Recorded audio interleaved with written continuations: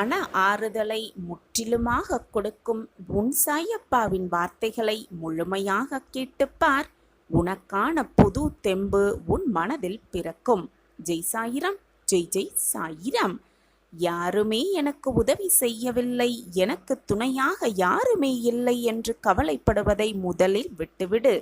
மற்றவரின் உதவி என்பது உனக்குள்ளேயே இருக்கும் நம்பிக்கை என்ற ஆயுதத்தை ஒப்பிடும் பொழுது அது மிக சிறிய ஒரு தூசுக்கு சமமானது என்பதுதான் உண்மையிலும் உண்மை. நீ சுமக்கின்ற நம்பிக்கை நீ கீழே விழும் பொழுது உன்னை சுமக்கும், அதுதான் நம்பிக்கை. தோல்வியையே வீறு கொண்டு தோற்கடிக்கும் உலகின் ஒரே ஒரு வலிமையான ஆயுதம் என்ன தெரியுமா? நம்பிக்கை. அந்த நம்பிக்கை இழந்தவன் வெல்வது கடினம். நம்பிக்கையோடு இருப்பவன் வீழ்த்துவது கடினம். நம்பிக்கையோடு இரு, உனக்கான வெற்றி உன்னை தேடி வரும். எத்தனை தடைகள் வந்தாலும் நேர்மையோடும் நம்பிக்கையை கைவிடாமல் முயற்சி செய்து கொண்டே இரு, போராடிக்கொண்டே இரு, முயன்று கொண்டே இரு. நேர்மை, நம்பிக்கை, முயற்சி ஆகிய மூன்றும் தான் உன் வெற்றியை உனக்கு நிச்சயமாக பெற்றுத்தரும்.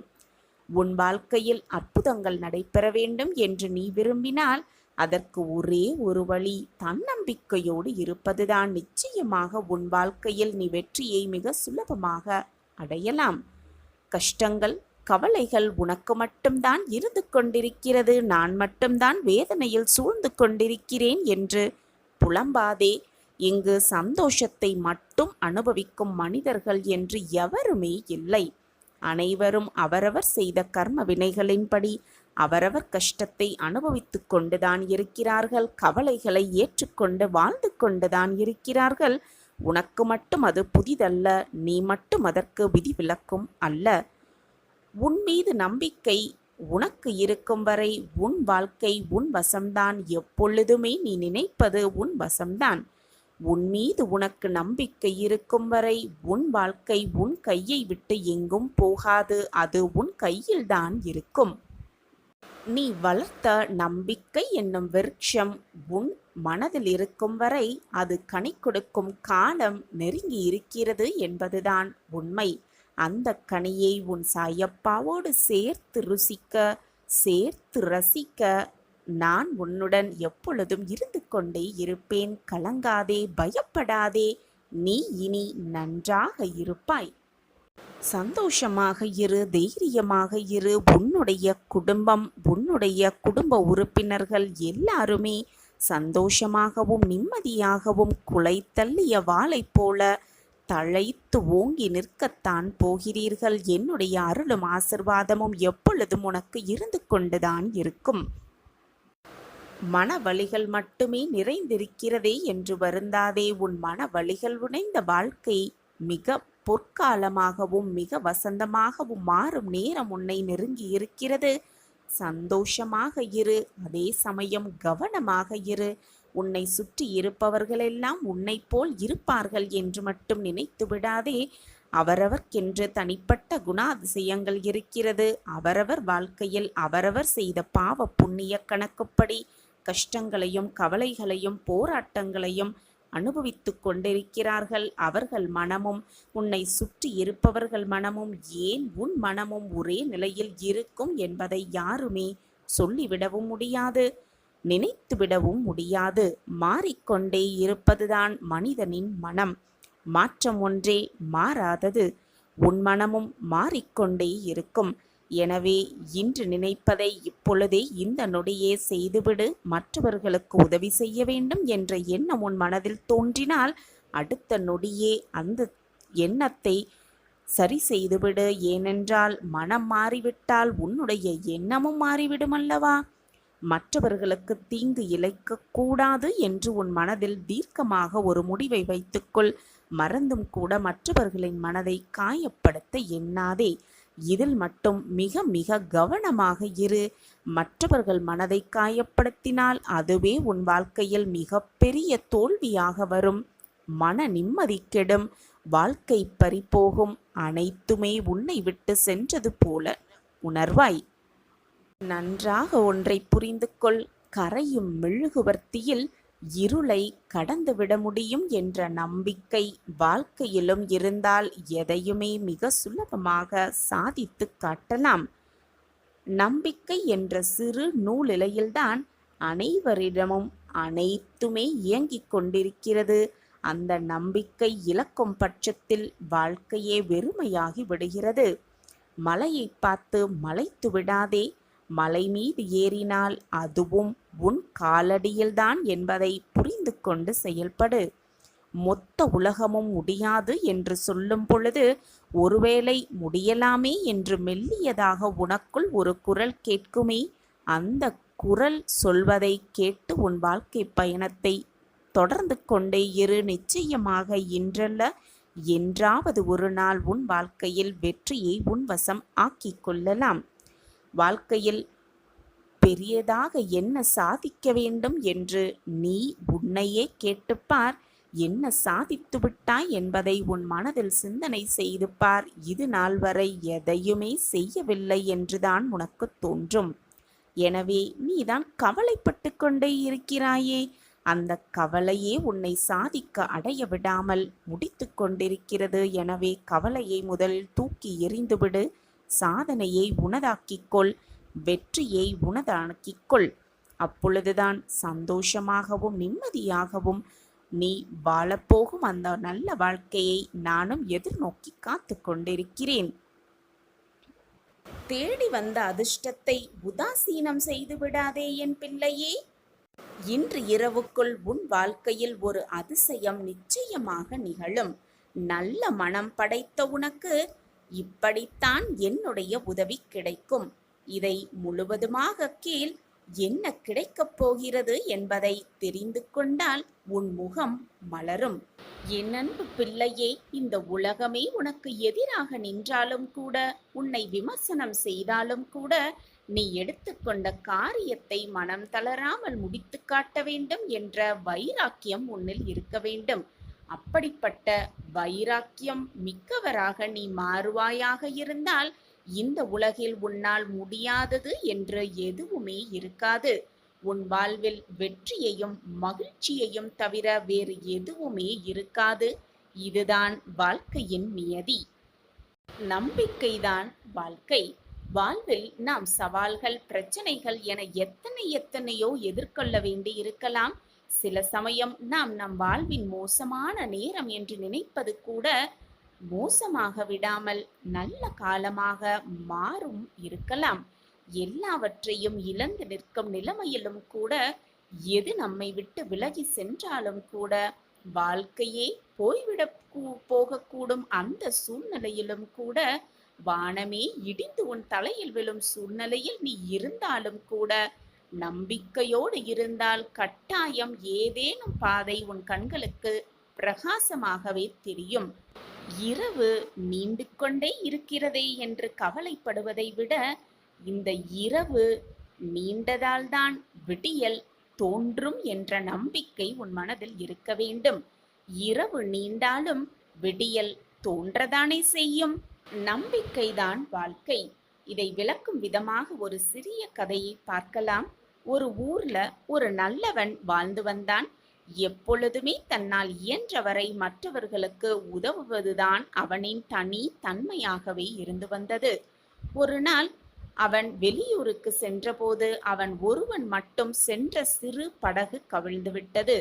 கடல் நீரினால் அடித்து செல்லப்பட்ட அவன் யாருமே இல்லாத தீவு ஒன்றில் கரை ஒதுங்கினான்.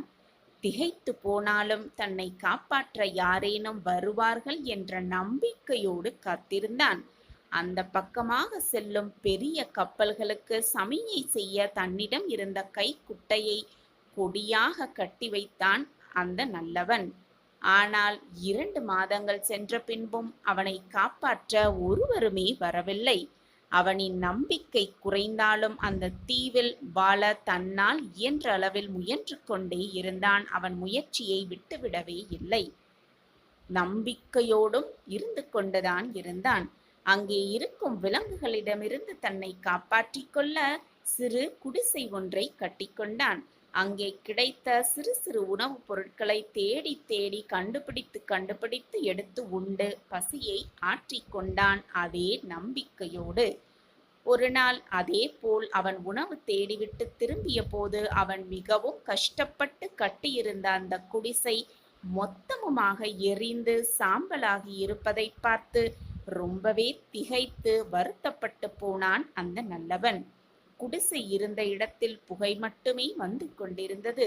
அவ்வளவுதான். அவனுக்கு கோபம் தலைக்கேறியது, விரக்தி மேலோங்கியது, நம்பிக்கையை முழுவதுமாக இழந்தான். கோபத்தோடு கத்த ஆரம்பித்தான். நல்லது செய்த அவனுக்கு எல்லாமே தீங்காக நடப்பதாக அழுது புலம்பினான். நான் இதுநாள் வரை மற்றவர்களுக்கு நல்லது மட்டுமே செய்து கொண்டிருக்கிறேன். மற்றவர்கள் நன்றாக வாழ வேண்டும் என்பதை மட்டுமே நான் சிந்தனையாக வைத்துக் கொண்டிருக்கிறேன். அப்படி இருக்கும் பொழுது என் வாழ்க்கையில் கெடுதல் மட்டுமே நடந்து கொண்டிருக்கிறதே என்று அழுது புலம்பினான். அப்போது ஒரு பெரிய கப்பல் ஒன்று அவ இருந்த தீவின் திசையில் வருவதைக் கண்டான். கைகளை வேகமாக அசைத்து அசைத்து அவன் கத்த அந்த கப்பல் மெல்ல அந்த தீவின் அருகே இருந்த கரையோரம் வந்து நின்றது. அவனால் நம்பவே முடியவில்லை. கப்பலிலிருந்து இறங்கி வந்த மாலுமியிடம் எப்படி இந்த தீவிற்கு வந்தார்கள் என்று ஆவலோடு கேட்டான் அந்த நல்லவன். எங்கள் கப்பல் தலைவன் எங்கிருந்தோ புகை வருவதை கவனித்து என்ன என்று தன்னுடைய தொலைநோக்கியில் பார்த்தபோது நீங்கள் நட்டிருந்த உதவி கேட்கும் கொடி அவர் கண்ணில் பட்டிருக்கிறது. யாரோ உதவி கேட்கிறார்கள் என்பதை புரிந்து கொண்டு இந்த பக்கம் கப்பலை திருப்பி வந்தோம் என்றான் அந்த மாலுமி. வாழ்வில் நாம் சவால்கள், பிரச்சனைகள் என எத்தனையோ எதிர்கொள்ள வேண்டி இருக்கலாம். சில சமயம் வாழ்வை இழக்கக்கூட நேரிடலாம்.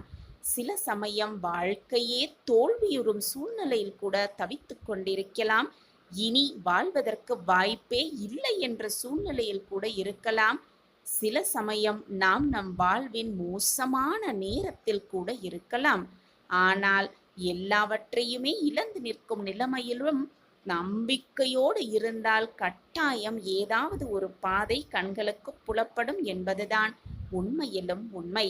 இரவு நீண்டாலும் விடியல் தோன்றதானே வேண்டும். நம்பிக்கைதான் வாழ்க்கை.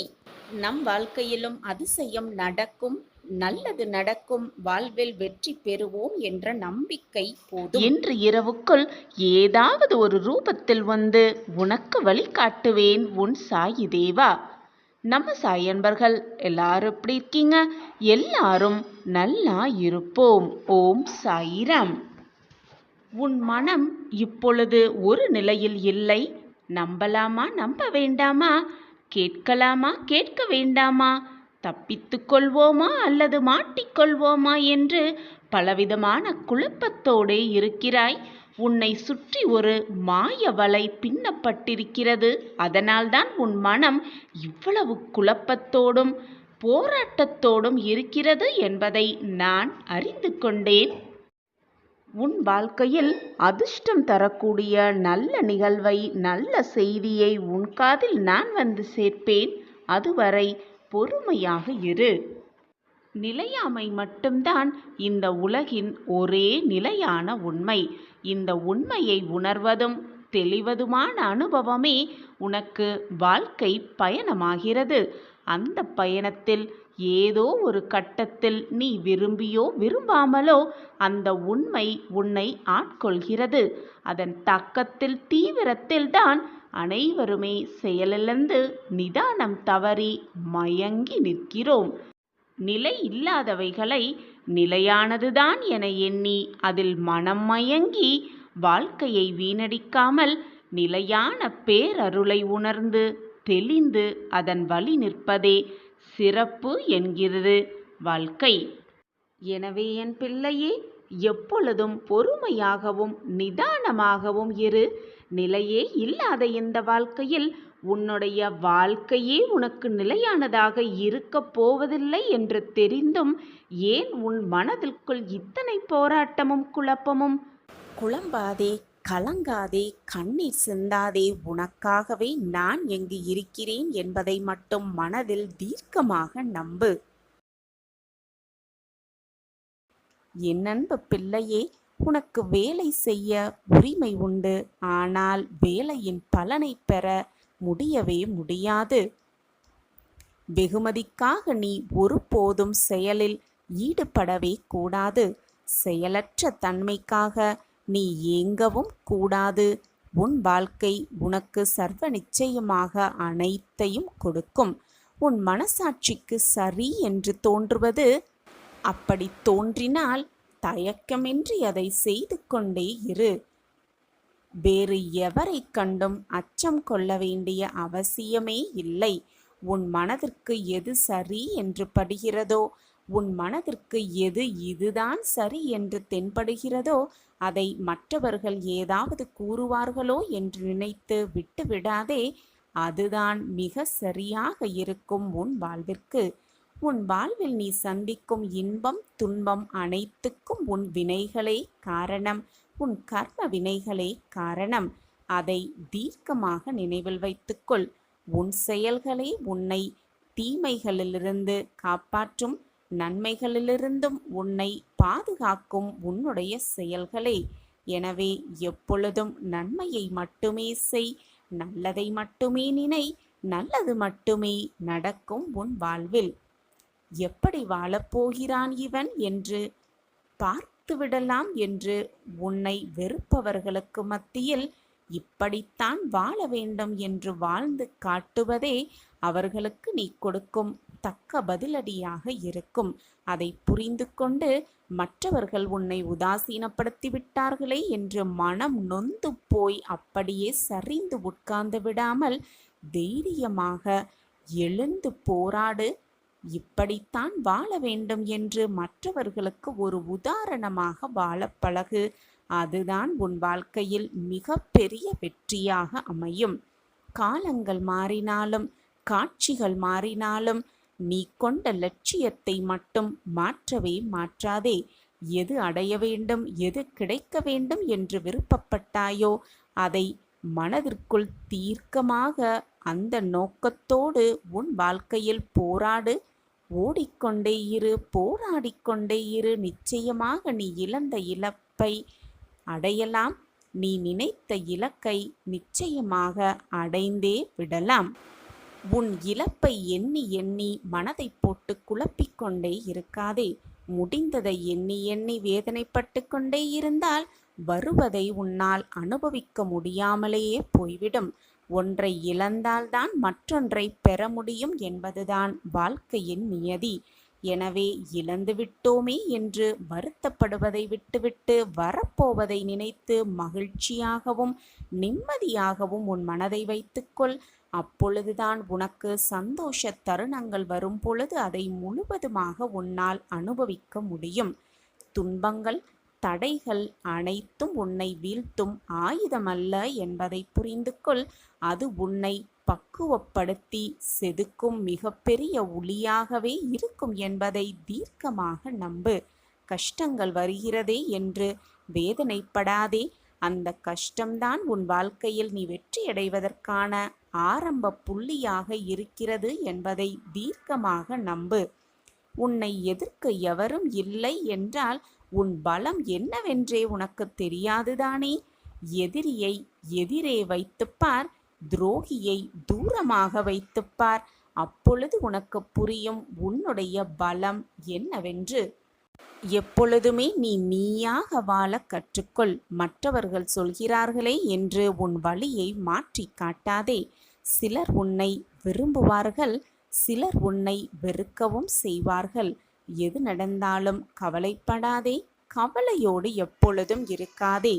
அதுதான் உன் வாழ்க்கை என்று நினைத்து கொண்டு உன் வாழ்க்கையில் நீ சென்று கொண்டே இரு, ஓடிக்கொண்டே இரு, போராடிக்கொண்டே இரு. இன்றல்ல என்றாவது ஒரு நாள் நிச்சயமாக வென்று காட்டலாம், வாழ்ந்தே காட்டலாம்.